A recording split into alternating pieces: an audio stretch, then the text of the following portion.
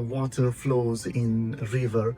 What is the pattern, what is the physics behind this flow, or how the wind goes across the aircraft, or even, for example, how the blood flows inside our bodies. At the heart of all these phenomena, there is one set of equations, and that beautiful set of equations is called Navier-Stokes equations.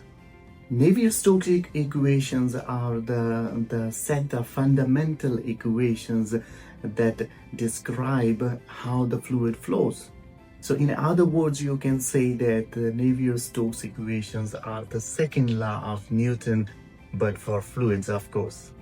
For example, imagine how a drop of ink spreads in water. So physically, these equations, they just balance all the forces. For example, the viscous dissipation, the pressure force, the gravitational force, of course, and any other external force which is applied on the scenario of the fluid flow. Set of governing equations in terms of partial differential equations describe how the fluid behaves. The question comes in mind, why these equations are important?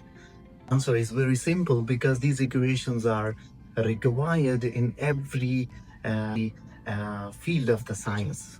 For example, engineers use them to design innovative ideas, to design innovative aircrafts, efficient machines, efficient pipelines.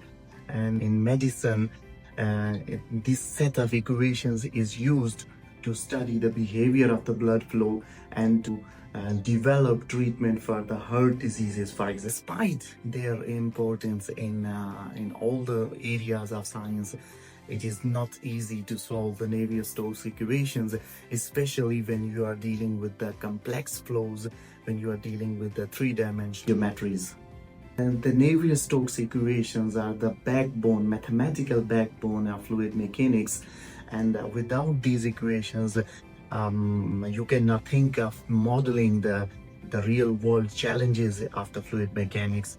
The final word is that these equations help us to design, to innovate across the science and engineering.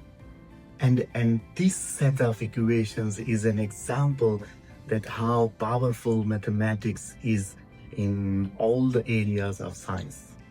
In the coming videos, I will try to discuss terms of the Navier-Stokes equations and their physical significance.